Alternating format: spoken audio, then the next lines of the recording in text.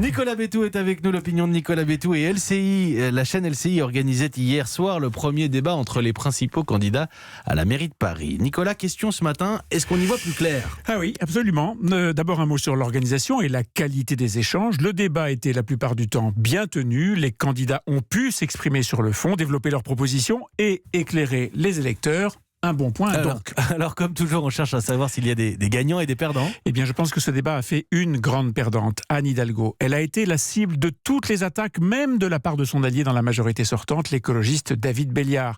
Les coups les plus durs sont venus de Rachida Dati et d'Agnès Buzyn qui, sur tous les sujets, ont développé le même argumentaire sur la méthode de la maire de Paris. Sécurité, propreté, travaux, embouteillage, transport public.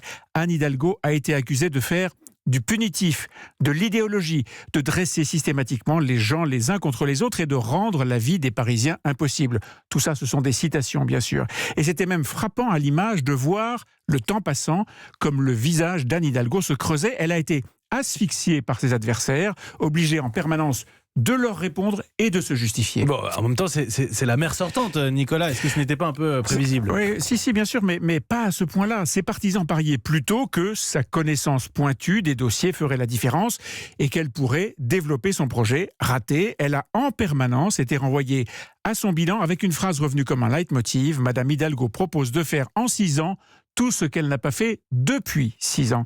Ça donne une indication très claire sur ce que sera la suite de la campagne et l'élection, bien sûr. Ce sera un référendum pour ou contre Anne Hidalgo. Et qui, Nicolas, est sorti vainqueur de ce débat ? Eh bien, la première surprise, c'est la bonne prestation de Cédric Villani. Personne ne doutait de ses compétences, bien sûr, mais le mathématicien avait jusqu'ici montré une propension à être un peu aérien. Voyez-vous. Ouais, très bien.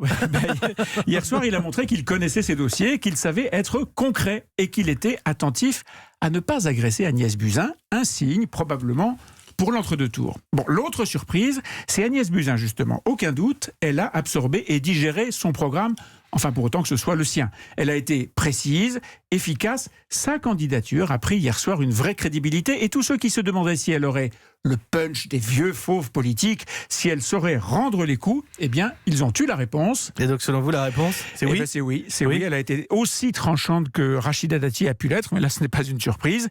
La candidate LR a été bonne, sans concession pour la maire sortante. Et à elles deux, Dati, Buzyn, elles ont tiré tout le débat vers la confrontation avec Anne Hidalgo sans jamais s'agresser mutuellement.